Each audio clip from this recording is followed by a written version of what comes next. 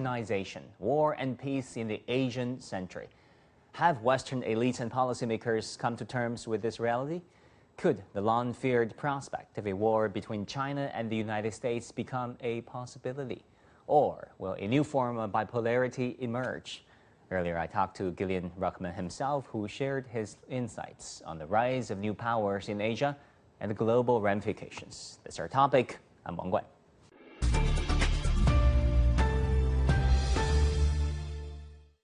Mr. Rachman, thank you so much for joining us on CGTN.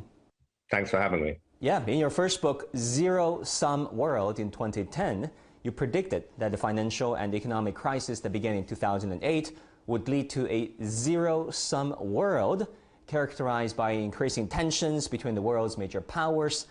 Looking back 11 years from that book, how do you look at your own prediction, and do you think COVID-19 pandemic has in any ways affected that process?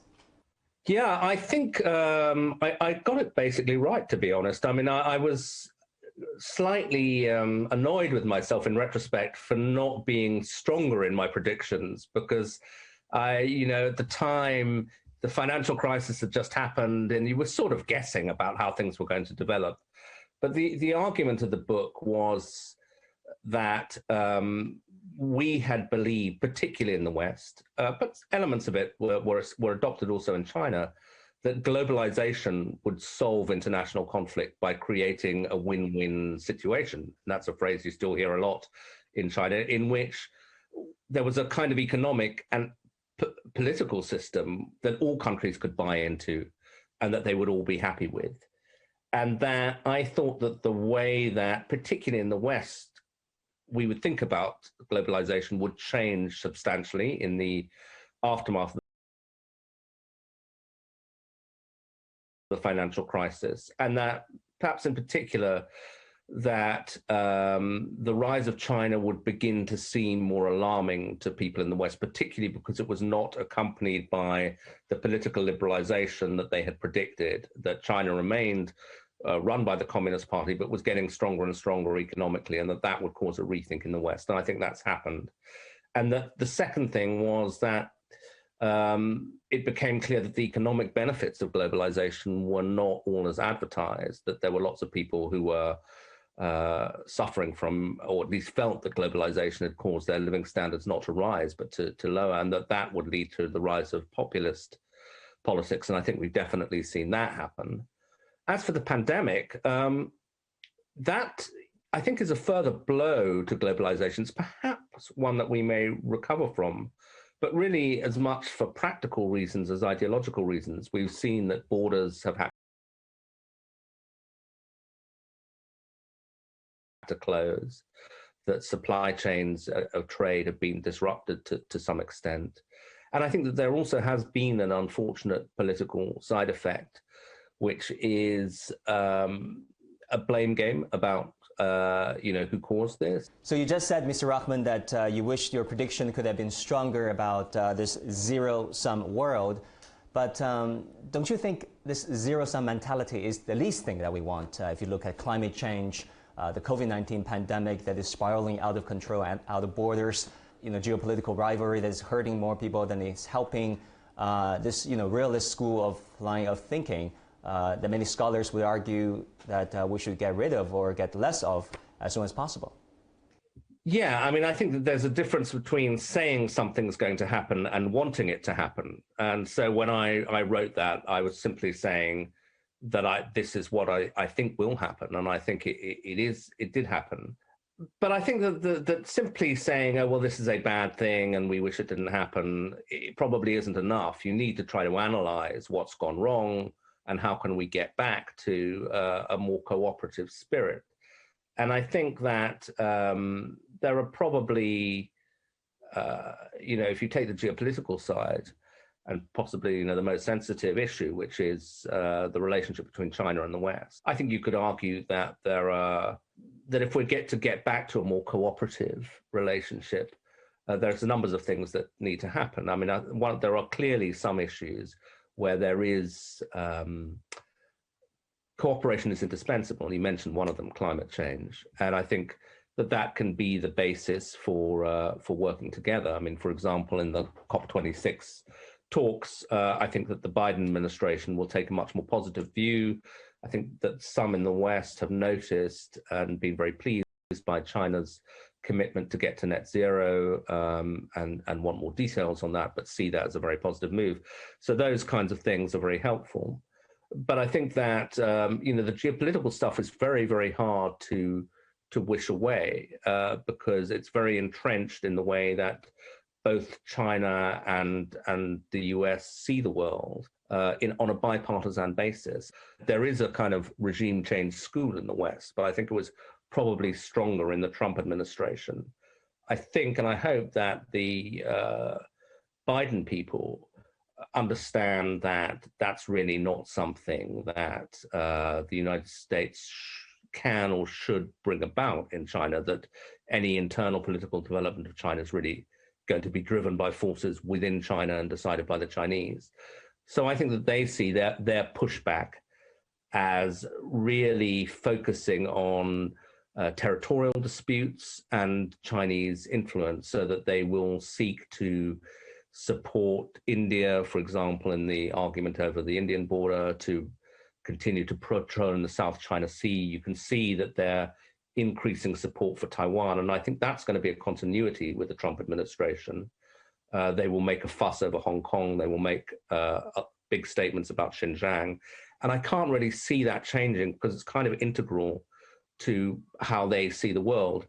And equally, I think in the current mood in Beijing, and probably any mood that I can conceive of, I don't see China taking a step back on these issues. I've heard so many times from Chinese scholars and officials that Taiwan is a core national interest, that there can be absolutely no compromise on that. I think that they feel that the moves they took in Hong Kong were absolutely necessary, even though they've caused anger in the West, and that China's position on various territorial disputes, whether it's the South China Sea or the Indian border, is well established and is unlikely to change, particularly at a time, I think, when China feels that its system is working well, that China is becoming stronger. I don't see any compromise coming out of Beijing. So these conflicts, I think, on geopolitical issues are sort of baked into both the ideology and the power politics, and are hard to get around. Well, in 2016, you wrote a book, Easternization, War and Peace in the Asian Century, where you argued that 500 years of Western domination of global politics is now coming to an end. And as a result of the rise of new powers in Asia, how do you think Western elites, policymakers in London, Brussels, Washington, should come to terms with this reality? Well, I mean, I think that reality of the rise of Asian economic powers is something that's not going to change.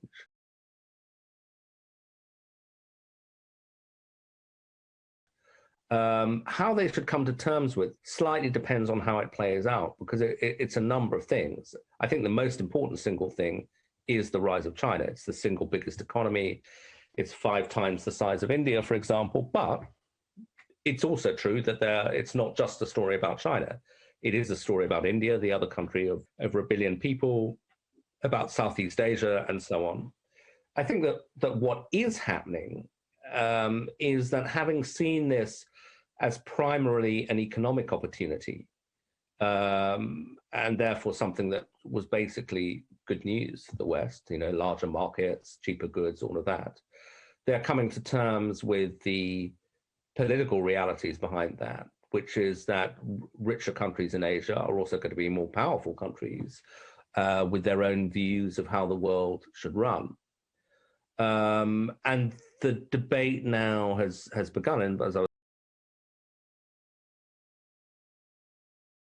saying in the previous answer about, well, do we accept that, but also taking a more differentiated view of Asia, because I don't think that there is a single Asian bloc that sees the world in one way. Obviously, Tokyo sees things differently from Beijing, Delhi sees things differently from Islamabad, and so on.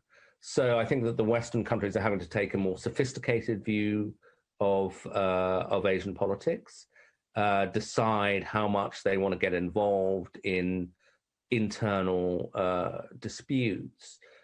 And then I know in Washington, although I think Biden will try to press ahead with this democracy summit, there are people who are worried about it. Firstly, they feel that America's own credibility has been so damaged by the storming of the Capitol that America needs to really concentrate on getting its own democracy in order,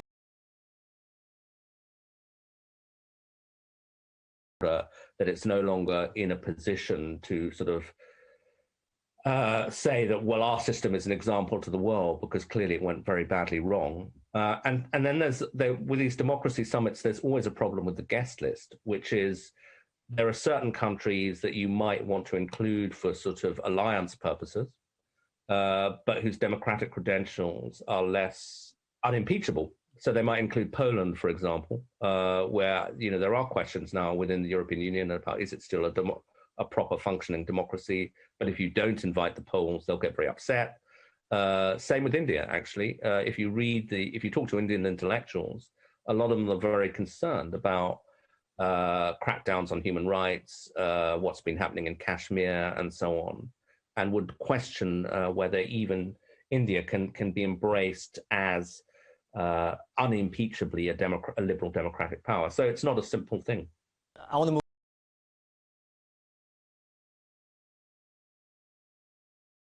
move on and talk about U.S.-China relations. We heard from the Biden people, Anthony Blinken, the new Secretary of State, Janet Yellen, the new Treasury Secretary, talking about this complicated relationship, saying that there were corroborative as well as adversarial aspects in the relations with China. Where do you see U.S.-China relations going forward now that Biden has sworn in? Well, I think it's the single most important issue facing the world, because these are the two great powers of the world now. So it's very important for everybody that they manage their relationship. I think that they will become less unpredictable on a day-to-day basis.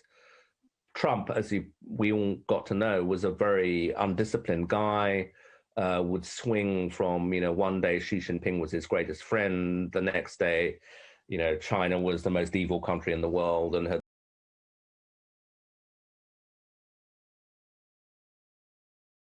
released the China virus, and etc. I think that there'll be much more consistency of tone from the Biden administration. And I think that there will be more emphasis on some areas where the two countries can work together. We've talked about one of them, particularly climate. I think that they probably will seek to come to some sort of trade deal, although I think it's a difficult one for them. It was interesting. You mentioned the testimony there, where they were asked, for example, I can't remember who it was, one of the Biden people was asked, will you keep Huawei on the entities list, as a company that American companies cannot do business with? And they couldn't really answer correctly. They didn't have a yes or no answer. So which suggests to me there's still a debate going on in Washington. And I think that reflects the fact that some of the changes that Trump has brought in will persist, that the United States, for the reasons that we were talking about right at the beginning of the interview, this concern about the implications for America's position in the world of the rise of China and the rise of a one-party state, will remain more adversarial than it was even during the Obama years. And it's interesting that Kurt Campbell, who is the Asia Supremo in the White House and did the same job more or less for Obama, he was at the State Department, but was the guiding thinker behind their policy, has written in the last couple of years that he thinks that he got it wrong to some extent, that he and previous policymakers were too relaxed about the rise of China and that they should be tougher. And so I think that element of confrontation that Trump introduced,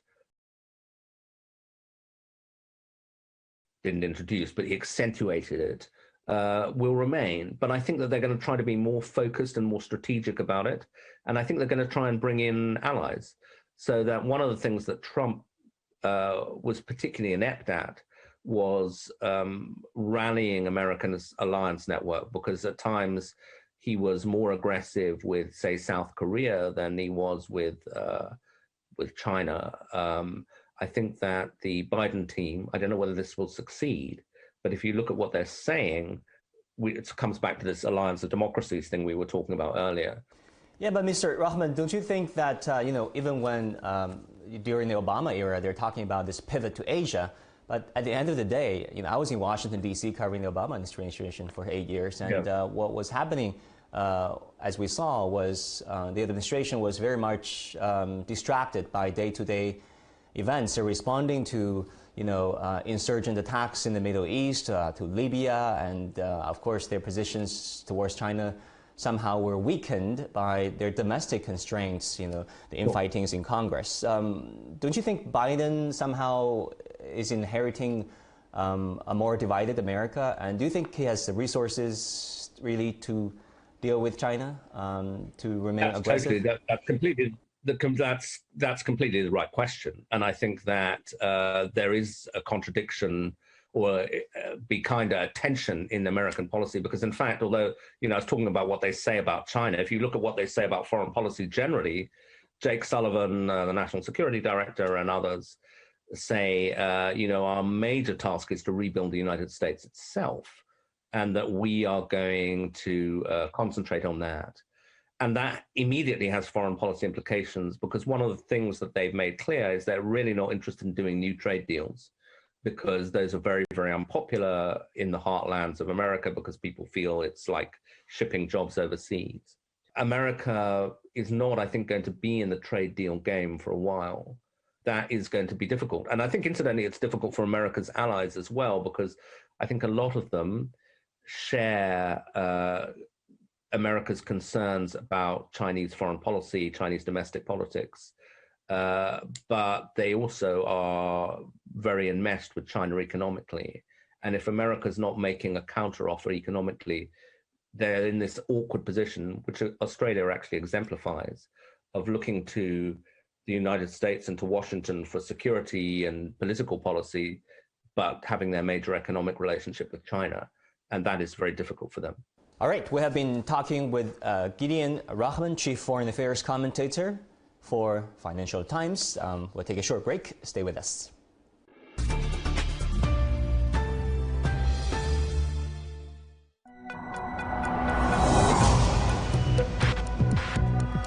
Each day, there are millions of stories. Each one can open new perspectives, new possibilities. Wherever you look, we are there to see, discover, explore. We put the pieces together to find what really matters to you, all around the world, all around the clock. Our reporters are at home across the globe. From our headquarters in Beijing and production centers in Washington, Nairobi, and London, China Global Television Network. Stories from across the globe, reaching people across the globe. CGTN. See the difference. Gideon, you said once that a large part of America's emerging struggle with China will be a battle for economic influence around the world, and America's disarray is China's opportunity. How do you see this economic battle evolve going forward? China now is a more important trading partner for many more countries than the United States, and particularly in Asia. I think that is problematic for the United States. And leading American industrialists saying to me, these bans are kind of stupid, because they're just telling China, you have a weakness there, you have a weakness there, and China will go ahead and try and fix those things. Are there good aspects if and when we're in a century of Asia where there's Easternization of the world? One of the aspects of Easternization is a rapid rise in wealth in Asia, and huge opportunities for people to live a better life that they might not have had before.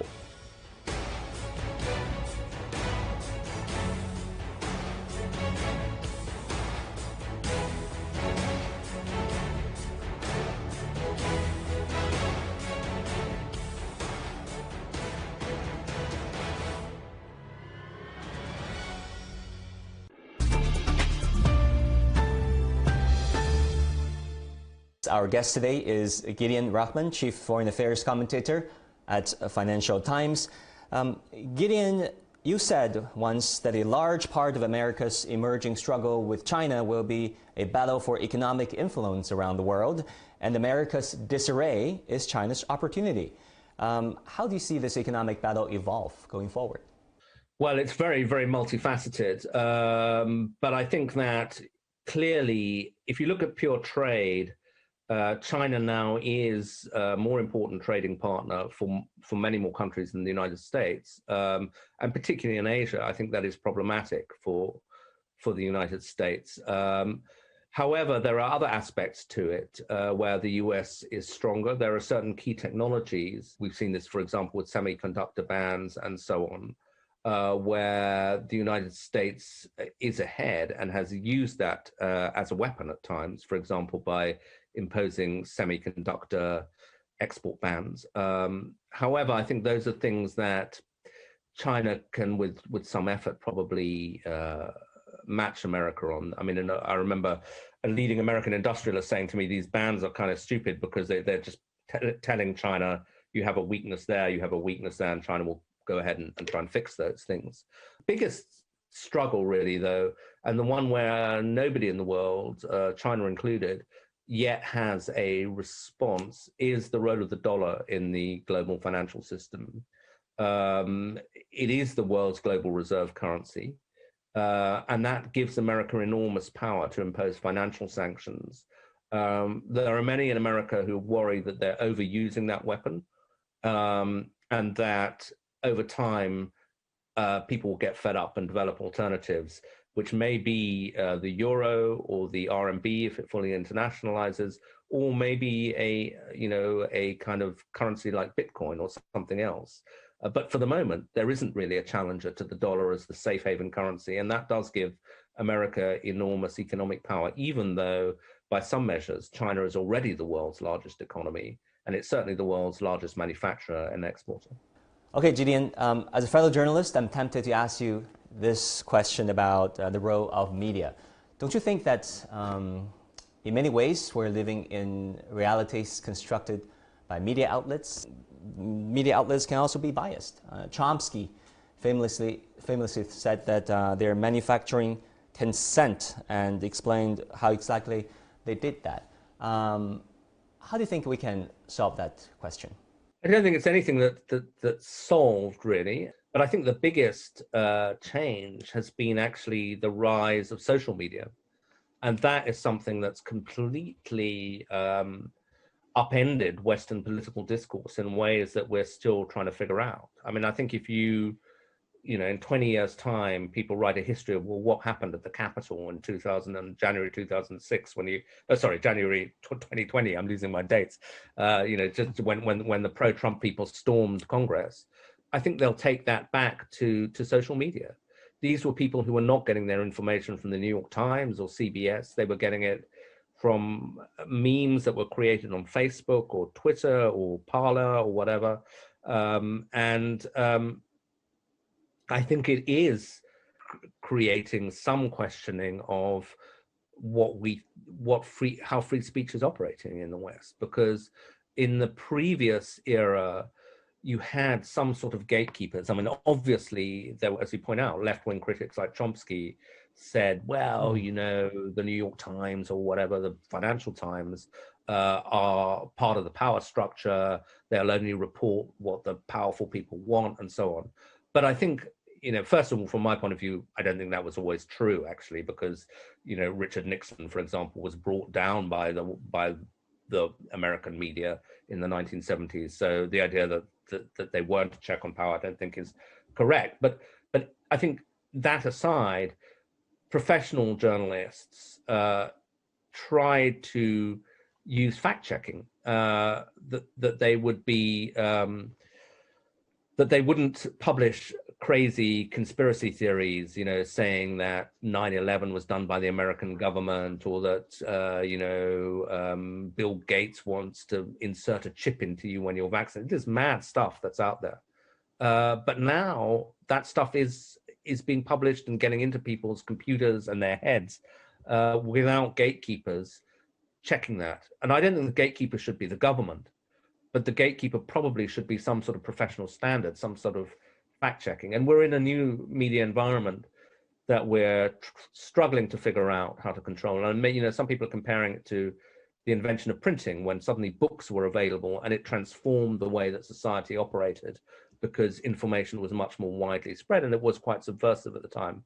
Now we have this plethora of, again, I hesitate to use the term fake news because Trump abused it so much. The things he called fake were often true, but we do have genuine fake news, if you know what I mean, conspiracy theories that are proliferating, and that's a real problem, particularly for the West, but potentially for the whole world. All right, in your book, Easternization, you talk about this coming century being the Asian century. Of course, in the Western media, the commentators, pundits give us enough opinions of their own, suggesting that you know, it could be a bad thing. Are there good aspects if and when we're in a century of Asia where there's Easternization of the world? Yes, of course that there are, because you know, everybody, whether they're Asian, European, whatever, is a human being, and one of the aspects of Easternization is a rapid rise in wealth in Asia, and huge opportunities for people to live a better life that they might not have had before. A friend of mine who said that, you know, he's lived through this period where China's gone from relative poverty to being essentially a middle-class society in the big cities, at least, and saying that he felt that when he first visited Europe, that the living standards he saw there, that maybe by the end of his life, China would be the same. And he said, in fact, it happened in 10 years' time. Within 10 years, you know, the living standards that he had seen as a student in the UK were there in Asia, and that is an amazing thing. You know, that people can have that opportunity, and not just for Chinese people, because as we were suggesting, you know, the biggest market for Western companies in future is likely to be China or Asia more broadly, and so that the wealth is shared to some extent. I think it also creates some challenges, the geopolitical ones we've talked about, and managing that is really the central political problem of our era. I'm not totally confident we'll do it, incidentally. I think that it's a very hard adjustment for everybody to go from a period of one superpower dominance to a challenger power. And as scholars who are much more distinguished than me have written about it, people like Graham Allison, that has resulted in war in the past. So that's difficult as a challenge. And then there's also the environmental issues, because a world in which the whole world is middle class is much higher consumer of energy, of food, and that clearly creates strains on the planet, which we can all see, and we can all say we have to manage these together, but seeing the problem, saying we should manage it together, and actually doing it are different. Gideon Rachman, Chief Foreign Affairs Commentator for the Financial Times. Thank you so much, sir, for your time and your insight. A pleasure. Thank you.